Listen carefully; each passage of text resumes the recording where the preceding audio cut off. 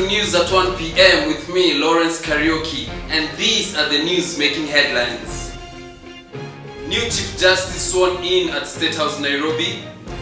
An entrepreneur from KENYAN wins 2 million shillings at Kenyan Green Innovators Awards. A group of 20 women with a vision of providing water for communities in BUNGOMA County. Manchester United thrashed by Jose Mourinho's former club.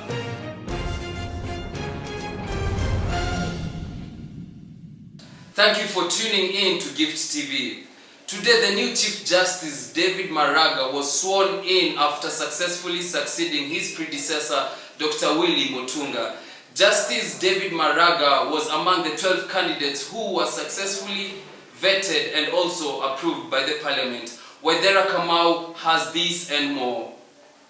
Chief Justice David Kenani MARAGA was today sworn in at a ceremonious event at State House, Nairobi. He officially took over the office of the President of the Judiciary.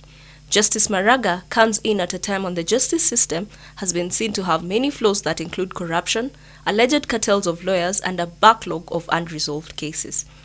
He promised to improve service delivery and reduce backlog of cases pending. The President urged him to do his part as an arm of the government. He later left for the Supreme Court to meet the Judiciary Service Commission. His first job is to swear in the IBC selection panel. Reporting for Gift TV, this is Waithera. Dr. WILLY MUTUNGA made headlines as he was sworn in as a Chief Justice without wearing the traditional regalia. The newly appointed Chief Justice David MARAGA was wearing the white wig and red robe as it is common in the Commonwealth countries. Waithera Kamau takes us through the comparison between the current and the former Chief Justice. Take a look. During the swearing-in of Justice MARAGA, one couldn't fail but notice some differences from the last swearing-in ceremony of Dr. WILLY MUTUNGA. Justice MARAGA was in the traditional white wig and red robe, which the judiciary inherited from the colonial government, and it is also common in Commonwealth countries. This was different from his predecessors who discarded it for a suit. He instead introduced a new regalia which he termed as warm and welcoming that would make the bench more approachable by the public. A distinctive similarity is in the stern religious beliefs. Apart from invoking God's name during the vetting processes, Justice MARAGA stated he will not work on Saturdays as it is a holy day for the Seventh-day Adventist, which he subscribes to. It will be difficult for me to sit on Saturday. I will talk with my colleagues and see how they can accommodate me, and even if it means we sit late, and deal with that situation. Dr. WILLY MUTUNGA made headlines when he said he'd rather not get the job than removing his stud. He attributes this to religion of his ancestors who told him to wear it. A major difference is that MARAGA has been a practicing judge of the High Court since 2003, while his predecessor, Dr. WILLY MUTUNGA, was an outsider who practiced with a civil society. Amidst of all this, the public is hopeful that the new Chief Justice will deliver and make sure there's justice for all, not just a few people. Waithera reporting from Nairobi. In other stories making local news, a group of 20 women from BUNGOMA County have a vision of providing water to schools, hospitals, and households. They are doing this through the Net Fund Green Innovations. Nelson Mapesa has these and more stories on our local wrap-up. Indeed, this was a night to remember for both entrepreneurs and environmentalists as they converged at the third edition of Kenyan's Green Innovations Awards, where those with prowesses in respective categories were fitted for their respective innovation initiatives generated through natural resources that also factor the management in champion for environmental sustainability. It is here that this man from KENYAN County, Patrick Gatare, an entrepreneur, was crowned the overall winner and backed a 2 million Kenyan shillings cash prize for his banana fiber production initiative, in which the community makes smart traditional hand-woven bags, the kiondos. Principal Secretary for Environment and Regional Development Studies Charles Sunguli encouraged Kenyan's top investors to invest in local entrepreneurs to help spur the country's economy. Towards advancing Kenya's INDC projections include recent funding support from African Development Bank and whose proposed project focuses on building the capacity of the resource mobilization committees under my ministry to develop investment-ready, low-carbon and climate-resilient concept nodes. NetFund Chief Executive Officer Catherine Degwa said that the winners will be incubated to help them navigate the entrepreneurial field and expand their businesses. Other winners recognized for the Green Innovations Award were Millennium Mushroom for Life and Women Group category, Folia Dozen, a natural pesticide from medicinal trees, Gorge Farm Energy Parks, and Green Biofuels from secondary schools.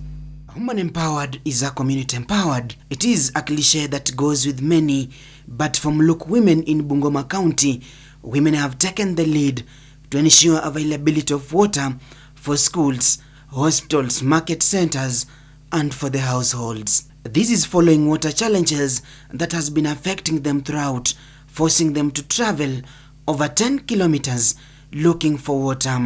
Through the leadership of Esther Tunguta, a group of 20 women came together with a vision to provide water solutions. A primary school within, plus the community, which has a very large number of people who had a problem also to get water.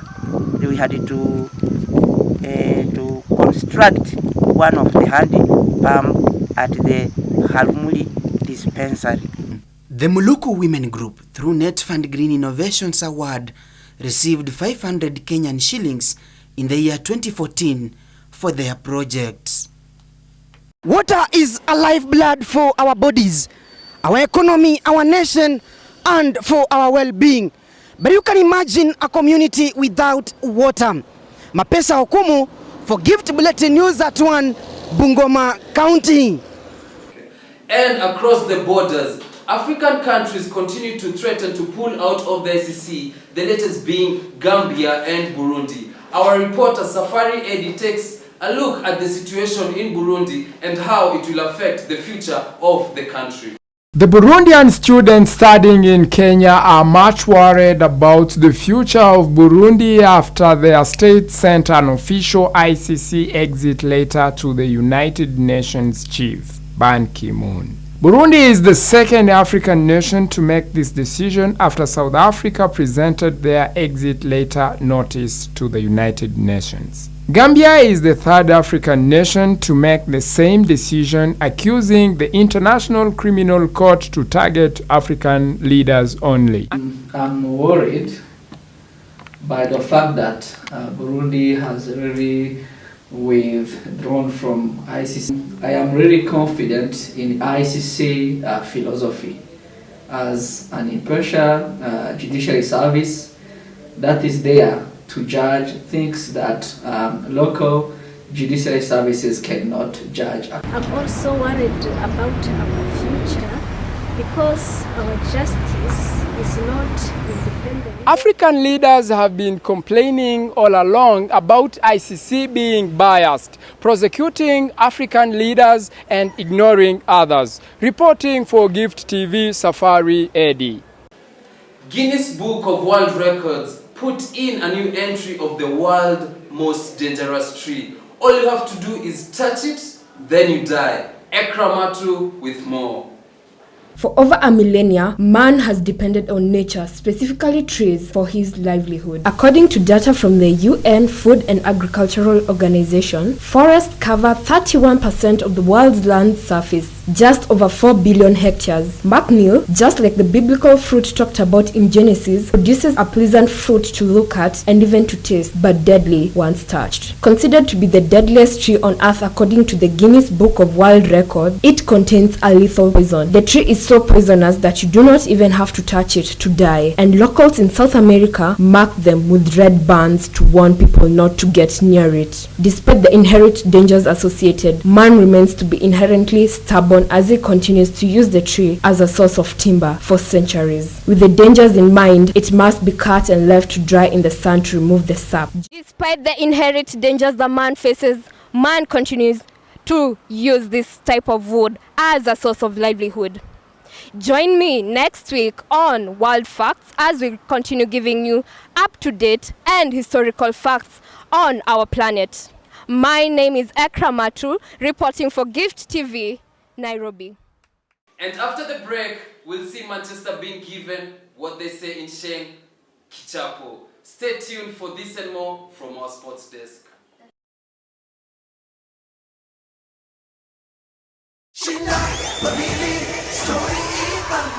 Ora ni shata wadhi ishida mamiri na storo ibambe ni mofire washidi zaidi ya 2 milioni yani huwezi hata shinda mamili na story ibambe. Fikisha tu target yako ya story ibambe upate bonus yako na nafasi ya kushinda mamili.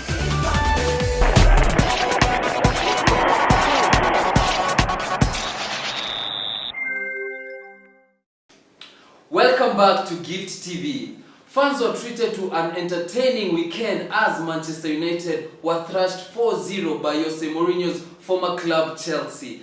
Liz Odwar has this and more on our sports roundup. This is the day that all the Mashemeges looked forward to. It was Gor Mahia's Sweats Award win and a good day for the hard-to-please Green Army. On the pitch, an energetic second-half display saw Gor Mahia turn the game around to put the limping Leopards to the sword and narrow the gap between them and leaders Tusker FC to 4 points, setting up a tense end to the title chase. A second-half tactical change for Gor Mahia coach Jose Marcelo saw him hand FC Leopards a 2-0 defeat on Sunday to claim 3 points in the 80th edition of the Mashemeji Derby. Medi Kagere was also among the best top scorers, and Jack Tuyisenge perfected their art of running, which put Ingwe's backline under constant pressure, leading to the opener in the 65th minute. Tactical strikes from Medi Kagere and Eno Kagwanda gave Gor Mahia a 2-0 win over arch rivals. Jose Mourinho watches on miserably as his Manchester side slips to a 4-0 defeat to his former club Chelsea at Stamford Bridge. His return to Stamford Bridge turned sour just after 31 seconds and the situation did not improve. Pedro's quickfire opener for Chelsea was followed by further goals from Gary Cahill, Eden Hazard and N'Golo Kante as Chelsea thrashed Manchester United on Sunday evening in the English Premier League. Most of the goals stem from poor defending as Chelsea found ever more tactics and ingenious ways to inflict pain on Mourinho. It was the heaviest defeat suffered by Mourinho's team in the EPL and Chelsea's biggest win over the Red Devils since 1999. For our sports fans, that's all we had from our sports desk. I've been your reporter, Liz Odwar.